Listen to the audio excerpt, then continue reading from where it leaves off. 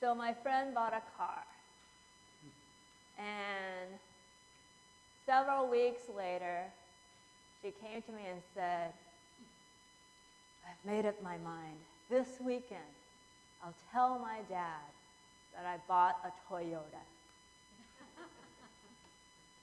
And I asked her, well, you make it sound like it's a bad thing. And she's like, oh, it is. See, my dad was the CEO of an American car company. And we only, as a family, we buy American cars and we vote Republican. These are the ties that make peace in our family. We buy American cars and we vote the same way. And I said, oh, well then, when your dad hears about this, he'll just say it's a slippery slope toward liberalism. And she's like, yeah, that's exactly what he's going to say. He's like, what, next you're going to change political parties? So she was afraid about the division this would cause in the family. And as divisions go in family, this is a pretty mild case. A mild case of division. But we all know that family division can be rough. It can get a lot worse. And it is very, very painful. Whom of you have had that ache in the family when there's something that happened? And we heard about some of these things, right? We heard a couple weeks ago about a fight about inheritance. There's that, there's other things. And so a family is a system. And it has its identity politics, it's got its codes and culture, and the family system preserves that code and culture and identity by making the members of it behave a certain way. And when you depart from that, it causes a disruption and a feeling of division. And it could result in division when the family cannot cope and instead does all kinds of things like gaslighting, abuse, ostracism, and sometimes it can get so hard that people leave the family. They can leave the family by moving away. They can leave the family by other means that are much more painful. So, why is Jesus today talking about division in the family and how it relates to him? Because he locates division in today's reading around the family. So, before we get there, I want to talk about, by now it's 10:30, you've had your coffee and breakfast, so I can talk about some anthropology with you. That the 8 o'clock was like, whew, man.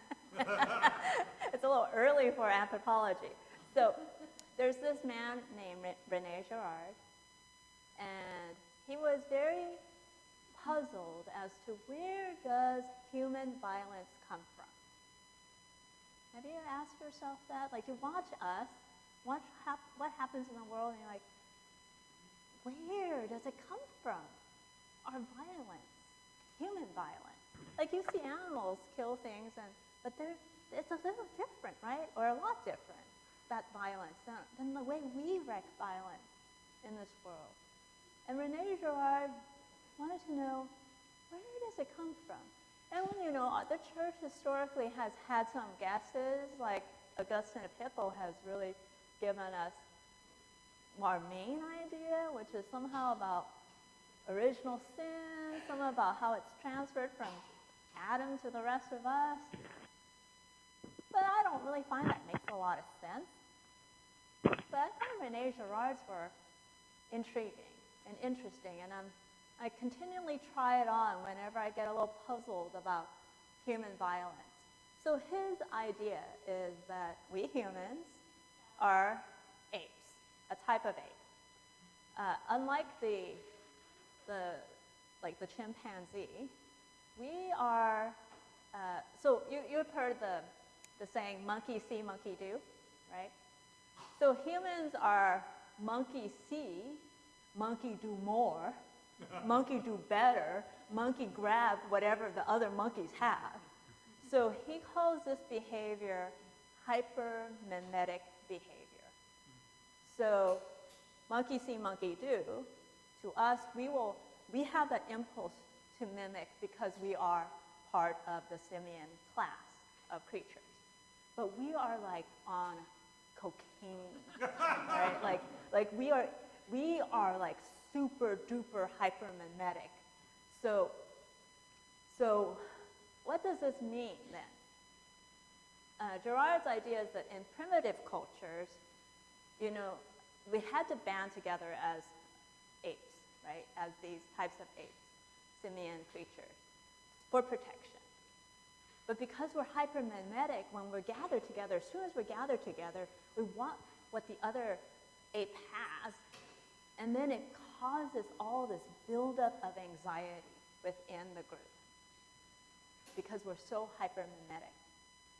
And in order to relieve the group of this anxiety, the group develops this thing called a scapegoat mechanism. And what it does is it finds one member of the group to put all the blame on. And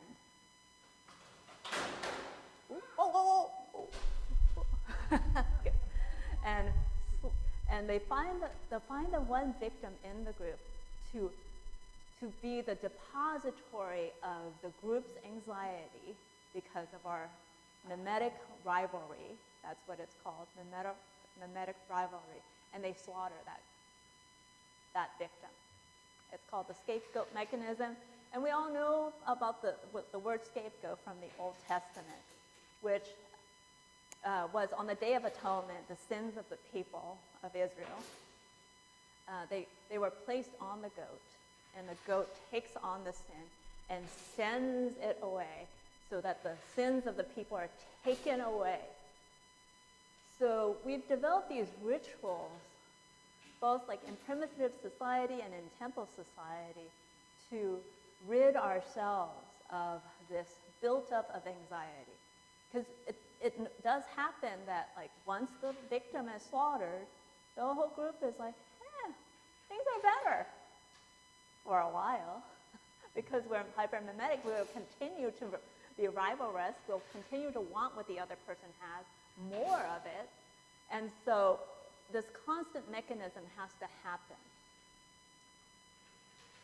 René Girard says that in a society that doesn't have this mechanism, so I'm pretty sure most of you don't like pick out a victim and go, yeah, let's kill that one, and we'll all feel better, right? But what then? How do you displace the anxiety? Or what happens to the anxiety? René Girard says that the anxiety, the mechanism gets insulated in the family. And so we see these mechanisms everywhere from primitive group to tribe to country. But what it also does, besides it scaling up, it scales inward into the family. But the family usually doesn't know it, right? But it's in there, this scapegoat mechanism. And it gets very subtle. And so, and he says that when the culture has lost this sacrificial mechanism that goes into the family, and that's why when family division happens, it is incredibly painful. We know people who've experienced estrangement in the family, and it always feels so reasonable because it'll be like, well, he did this, and that's why I can't talk to him. He took my inheritance, we have, and sometimes we don't even remember, right? I don't know. We don't even remember, but we're pretty sure we can never talk to them again. And that's ostracism, and that's one way of displacing the anxiety. But it comes back, right? So Jesus is using this, displaying how division over what he's doing will be so painful, it will split up families. It will set them ablaze. So why is there going to be division? What's he talking about, and why right now in this Gospel of Luke? So, as you know, Jesus has been traveling, right?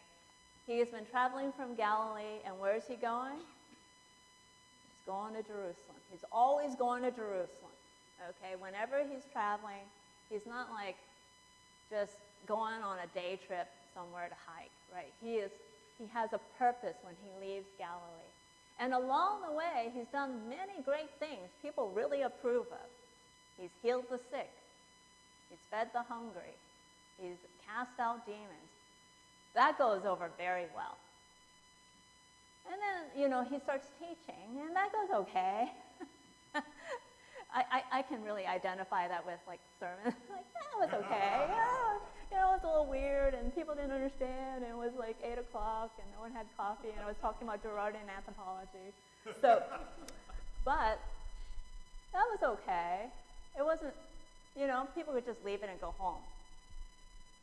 But then, along the way, he starts saying this one really weird thing. 3 times. I'm going to be crucified. I will die. And on the 3rd day, I will rise. He says this 3 times. And this is the thing that will cause the division. This is what he's referring to when he says, I have a baptism with which I need to be baptized, and I am under great stress until it is accomplished. And it's a baptism of fire. It will incinerate relationships. It will divide mother from daughter, son from father, in-law from in-law. It's a very hard message. And he's giving warning to his disciples. Do you really want to follow me? Do you want to come along now with this much going on? So why? Why Jerusalem? Why this sign? Because Jesus is saying this is the sign with which to interpret the present time. Why this? Why crucifixion? Why death and resurrection? And the church has historically tried to answer this question in many ways, right? We've got atonement theology. We've got other, Victor Christus. We've got different types of theologies, like he died for my sin because God is a just God and needed some victim. So Gerardian anthropology offers us another way of answering the question, why the cross? Why the brutality of the cross? And so this is how it goes. Because we are apes with our hyper-mimetic rivalry, and it just generates violence. It just generates violence because we build up this anxiety from just being together. It's just how it works. And we don't know how to leave it. We're addicted to the violence. We're addicted to this way of doing things because we don't know how to not be violent. And part of why we don't know how is because we usually tell ourselves this is the right thing to do. Because it just makes sense, because they're so different from us. They might bring disease. They might take our jobs. They might teach our children bad things. It sounds so reasonable. And so when Jesus is taking on both the Jewish purity codes and all that implies, and the Roman Pax Romana, he's trying to disclose the violence hidden both in our religious practice and our government practice. But we have a hard time seeing it because we think it just makes so much sense. And so what happens is Jesus needs to unveil the grand illusion of the scapegoat mechanism, because he is an innocent person who then everyone thinks like, we need to kill Jesus. We just need to get rid of him and we'll all be better. And when he hangs on a cross as the true innocent victim, and we look upon the cross, we have no moral ground to stand on. Because what we thought we knew we were doing led to its ultimate tragic logic, the killing of an innocent victim. And Jesus does this for us to unveil. This is the grand apocalypse, right? There's all this apocalyptic language there. The apocalypse means unveiling. The grand revelation, pulling back all the denial mechanisms we have about our own violence. And I think the big question from the cross is, you really want to keep doing this? If you keep doing this, all it does is lead to death. What do you want that leads to life?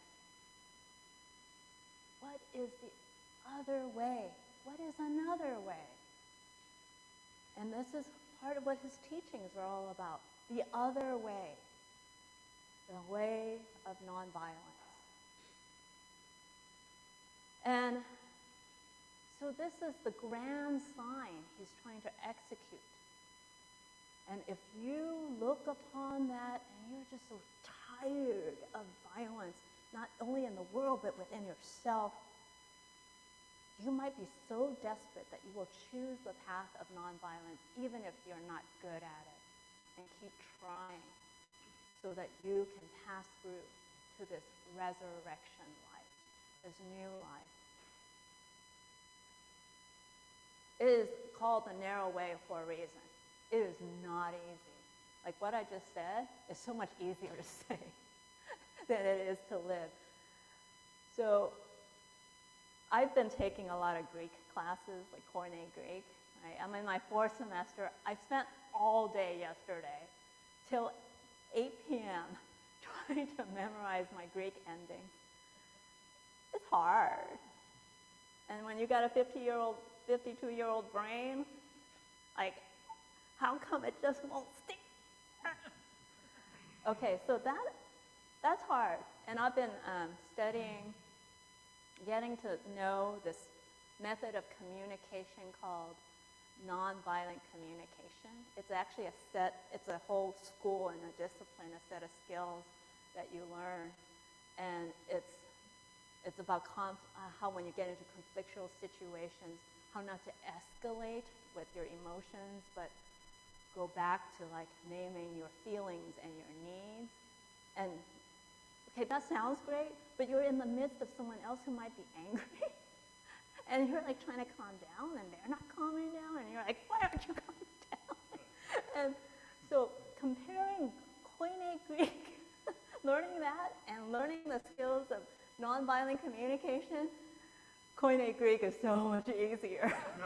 It is so much easier because this is dynamic. You know what the worst part of it is?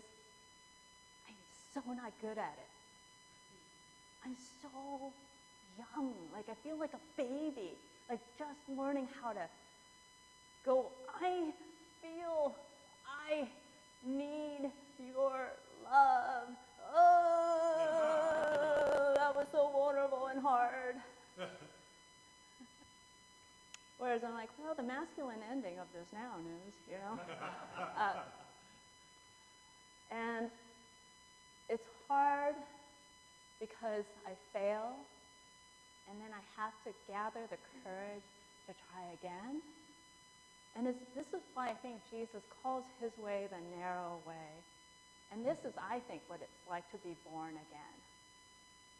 Is you go all the way back to the beginning and we learn these skills I did not grow up with. To learn how to communicate non-violently and walk that path it takes a lot of dedication and courage and a willingness to say, I just screwed up and I start over. But I started taking these classes because after my sermon that I listened to myself in my own sermon where I was like, I'm going to pray thy kingdom come every day. Because I'm so tired of this violence in the world. But what got disclosed to me was that I'm a violent person.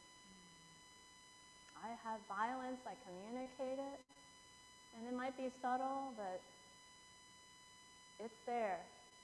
And it infects my relationships. It causes division. And I was so tired of it that, you know what I did? I'm like, God, I need your help. I need your help. I don't know how to do this. And so I started learning these skills, and I'm like, oh my God, it's so hard. But I want life. I want life together with someone so that it's not conflictual all the time and not violent. I don't want to replicate this in a world in which I'm tired of the violence out there, but maybe it starts here too, right? So I'm taking these classes. At some point I will bring some of this to us to work on together. But meanwhile, just the longing is good. To long enough that you are willing to change your patterns. And so let's pray for that. And the narrow way, it's narrow. And Jesus says the few find it. But we all have it available to us. And so we must find it. Because as Christians, the world needs us to find it. Because the world deals in death a lot. And when we find the path, the narrow way, we can be agents of life for the world. Amen.